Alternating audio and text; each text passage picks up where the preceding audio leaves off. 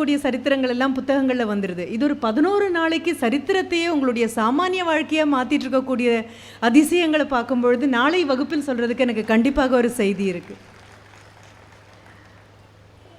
எனக்கு ஒரு சின்ன ஒரு ஆற்றாமை எப்பொழுதுமே இருந்ததுண்டு. பக்கத்தில் இருக்கக்கூடிய கேரள மாகாணத்தை பார்க்கும் பொழுது விஜயதசமி என்று சொல்லக்கூடிய அந்த தினம் வித்யாரம்பம் அப்படின்னு சொல்லுவோம். குழந்தைகளுடைய கைவிரலை பிடித்து எழுத வைக்கக்கூடியது. அங்கே துஞ்சன் பரம்பு அப்படின்னு சொல்லக்கூடிய ஒரு இடம், எழுத்தச்சன் துஞ்சன் பிறந்த இடம். 16ஆம் நூற்றாண்டில் இருந்த ஒரு மிகப்பெரிய கவி. அது மட்டும் அல்ல, மலையாளத்திற்கு தமிழிடமிருந்தும் வடமொழியிடமிருந்தும் உருவத்தை வாங்கி கொடுத்த ஒரு பெரிய நபர். அதனால தான் எழுத்துக்கு அச்சனாக இருப்பதால் எழுத்தச்சன் அப்படின்னு சொல்கிற இடம். அவர் பிறந்த அந்த துஞ்சன் பரம்பில் எல்லாரும் வந்து உட்காந்துருப்பாங்க. எல்லாரும் அப்படின்னா படைப்பாளிகள் எல்லாரும், ஆசிரியர்கள் எல்லாரும், மத வேறுபாடு இல்லாமல், எந்த வேறுபாட்டும் இல்லாமல், அது இஸ்லாமியராக இருந்தாலும் கிறிஸ்தவராக இருந்தாலும் ஹிந்துவாக இருந்தாலும் அந்த எந்த வேறுபாடும் கிடையாது. அன்று வித்யாரம்பம் எழுத்து ஆரம்பிக்கக்கூடியது. வெள்ளை வெளியேறு இருக்கக்கூடிய அந்த மணல் பரப்பில் தாய் மண்ணில் தாய் மொழியை, தாயும் தகப்பனும் பக்கத்தில் இருக்க தாய்மொழியை பயன்படுத்தக்கூடிய எழுத்தை ஆளுகின்ற ஒரு எழுத்தாளனின் கையை பிடித்து முதல் எழுதக்கூடிய நேரம். அது மிகப்பெரிய உற்சவமாக நடக்கும், மிகப்பெரிய தவமாக நடக்கும், மிகப்பெரிய ஒரு கலாச்சார ஒரு வெளிப்பாடாக ஒரு அறைகூவலாக நடக்கக்கூடியதை என்னால் பார்க்கும் பொழுதெல்லாம், தொலைக்காட்சியில் பார்க்கும் பொழுதெல்லாம் உண்மையாகவே ரொம்ப வேதனையாக இருக்கும். அந்த மாதிரி நாட்களில் பக்கத்தில் இருக்கக்கூடிய கோவில்களுக்கு போகும்பொழுது கோவிலில் போய் தாயும் தகப்பனும் அங்கே இருக்கக்கூடிய அர்ச்சகர் கையில் பேனாவை கொடுத்து குழந்தைக்கு ABC அப்படின்னு எழுதும் பொழுது ஆங்கில பேராசிரியராக இருந்தாலும் என்னுடைய மனதில் மிகுந்த பெரிய ஒரு அவலம் தோன்றக்கூடியது. இப்போ வரும்பொழுது ஓரளவுக்கு நெஞ்சு நிம்மதியாக இருக்குது. அவ்வளவு மோசமாக இல்லை. இந்த தினத்தை கூட வித்யாரம்பமாக சொல்லலாம். ஏதோ 10 நாள் நடக்கக்கூடியது நவராத்திரி அப்படின்னா அதையும் தாண்டி ஒரு நாள் அதிகமாகவே 11 நாட்கள் புத்தகங்களுக்காக கொண்டாடக்கூடியது அப்படின்னு சொன்னால் இது மீண்டும் மீண்டும் பொன்னெழுத்தில் பொறிக்கப்பட வேண்டிய விஷயந்தான். எல்லா காட்சிகளையுமே ஒரு ஆசிரியராக இருந்து மட்டும்தான் என்னால் பார்க்க முடியுது. சரி, கொடுத்த 40 மணித்துளிகளில் ஆல்ரெடி ஒரு 7 மணித்துளி போயிருக்கும்.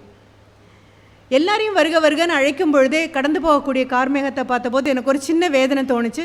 2 துளி விழுந்து அடுத்த நிமிஷம் எல்லாரும் அங்கே ஓடினோம், மீண்டும் வந்துட்டோம்.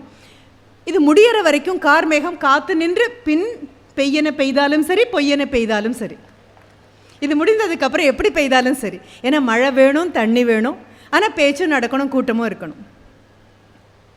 இந்த புத்தக அங்காடிகளெல்லாம் ஒவ்வொன்றா பார்த்துட்டு வரும்பொழுது ரொம்ப சந்தோஷமாகவும் அதே சமயம் ஒரு சின்ன வருத்தமும் வந்தது. எல்லாமே 2 எண்ணங்கள் தான் ஒன்றொன்றாக தோன்றிட்டே வருது எனக்கு. இலக்கிய புத்தகங்கள் இருக்கக்கூடிய இடத்துக்கு யாரும் அதிகம் போகலையோ அப்படின்னு.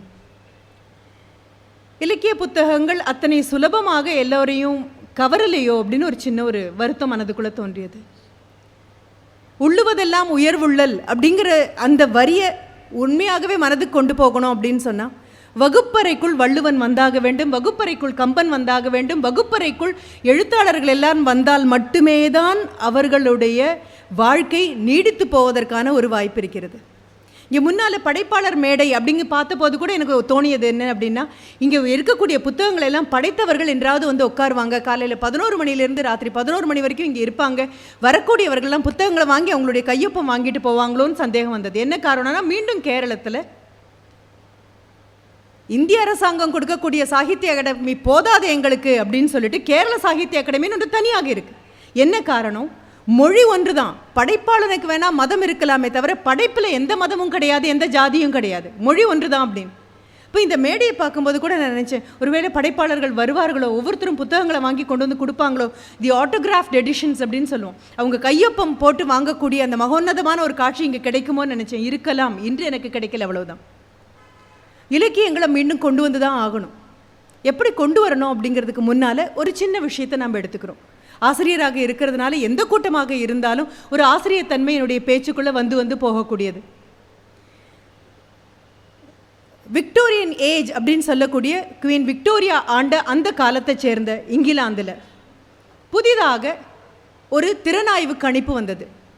திறனாய்வாளன் அப்படிங்கிறவன் ஒரு சிபாரிசுக்காரன் அல்ல, எதையும் ரெக்கமெண்ட் பண்ணி இதை நீங்கள் படி இதை நீங்கள் படிங்கன்னு சொல்லக்கூடிய ஆள் இல்லை, அரை கூவி விற்கக்கூடியவன் அல்ல. திறனாய்வாளன் அப்படின்னு அவனை பார்க்கும் பொழுதெல்லாம் எனக்கு இந்த கல்யாண ஊர்வலத்தில் வீடியோ கவரேஜ் எடுக்கக்கூடிய அந்த ஃபோட்டோகிராஃபர் ஞாபகம் தான் வரும்.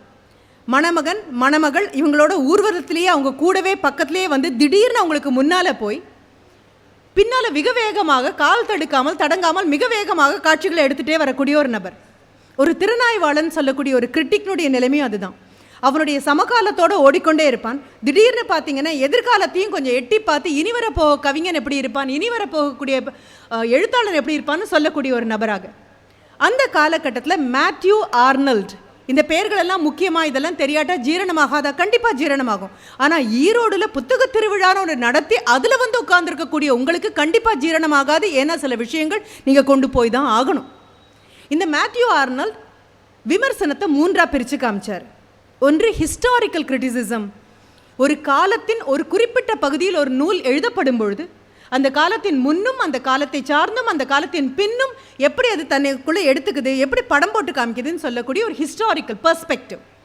அந்த நாட்டினுடைய வரலாற்றில் அந்த புத்தகம் எங்கே நிற்கிறது, எங்கே ஒரு மைல்கல்லாக நிற்கிறது, எங்கே கடந்து செல்லக்கூடிய ஒரு பாலமாக இருக்கிறது. 2வது பர்சனல் கிரிட்டிசிசம். இது எழுதிய படைப்பாளி எனக்கு சொந்தக்காரர், என்னுடைய மதத்தைச் சேர்ந்தவர், என்னுடைய இனத்தைச் சேர்ந்தவர், என்னுடைய மொழியைச் சேர்ந்தவர், எனது நண்பர், எனது உறவினர். ஏதோ ஒரு சுயமான தனிப்பட்ட காரணங்களுக்காக ஒரு புத்தகத்தை விமர்சனம் செய்வது, சார்ந்தோ எதிர்த்தோ பேசுவது, இது 2மே பலவீனமான விஷயங்கள். ஏன்னா இவற்றை தாக்கவும் சாய்க்கவும் உயர்த்தவும் பல்வேறு காரணங்கள் கூட வரக்கூடியது. 3வதாக ஒன்று இருக்குது. அதற்கு பேர் ரியல் கிரிட்டிசிசம். நேர்மையான உண்மையான எந்த பாரபட்சமும் அல்லாத விமர்சனம். உட்கார்ந்துருக்கக்கூடிய எல்லார்களையும் நான் சிபாரசுக்காரர்களாக நினைக்கல, விமர்சகர்களாக மட்டும்தான் நினைக்கிறேன். சரி, நேர்மையான விமர்சனம் அப்படின்னா அதற்கு என்ன? அதற்கு ஒரு டச் ஸ்டோன் தியரி அப்படின்னு ஒன்று சொன்னார். இந்த டச் ஸ்டோன் பேர் வேணால் பெருசாக இருக்கலாம், ஆனால் நமக்கு தெரியும் உரைக்கல் அப்படின்னு. இந்த உரைக்கல் என்ன பண்ணும்? பத்திரமாத்து தங்கம் தான்யா, ஆனால் உரைச்சி பார்த்து சொல்கிறேன். அது 24 கேரட்டா, 22, 18, 14 நான் பார்த்து சொல்கிறேன், உரைச்சி சொல்கிறேன்.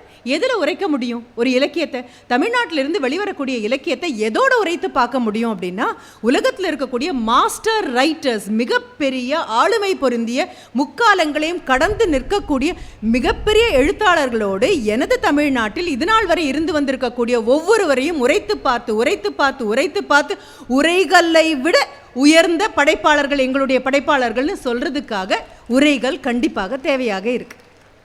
இந்த உரைகள் டச் ஸ்டோன் மெத்தடில் பார்த்தோம் அப்படின்னா உலகத்தினுடைய மிகப்பெரிய படைப்பாளிகளை மறுபடியும் 2ஆக பிரிக்கலாம். யார் அப்படின்னா, ஒன்று நான் விஷனரி ரைட்டர்ஸ் அப்படின்னு சொல்வேன். இந்த காலம் அல்ல, கடந்த காலத்தையும் தீர்க்க தரிசனத்தோடு பார்த்து, தரிசனம் அப்படின்னாலே காண்பது தாண்டி தரிசனம், தெய்வங்களை தான் தரிசிக்கிறோம், உண்மைகளை தான் தரிசிக்கிறோம், இயற்கையின் மிகப்பெரிய மகோன்னதங்களை தான் தரிசிக்க முடியும். அன்றாடம் பார்க்கக்கூடிய நபர்களை தரிசனம்னு சொல்ல மாட்டோம், காட்சி மட்டும்தான், இறைவனை தரிசிப்போம்.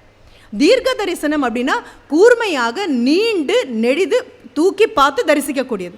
அது எதிர்காலத்தை எட்டி பார்க்கறது மட்டும் இல்லை, கடந்த காலத்துக்குள்ளேயும் புறப்பட்டு போய் வர வேண்டியது. அப்போ தீர்க்க தரிசனமான எழுத்தாளர்கள் அப்படின்னு எடுத்தீங்க அப்படின்னா, ஒரு பக்கத்தில் ஒரு ஷேக்ஸ்பியரை சொல்லலாம், ஒரு மில்டனை சொல்லலாம், ஒரு டால்ஸ்டாயை சொல்லலாம், ஒரு மாப்பசானை சொல்லலாம், ஒரு ஆண்டன் செகாவை சொல்லலாம்.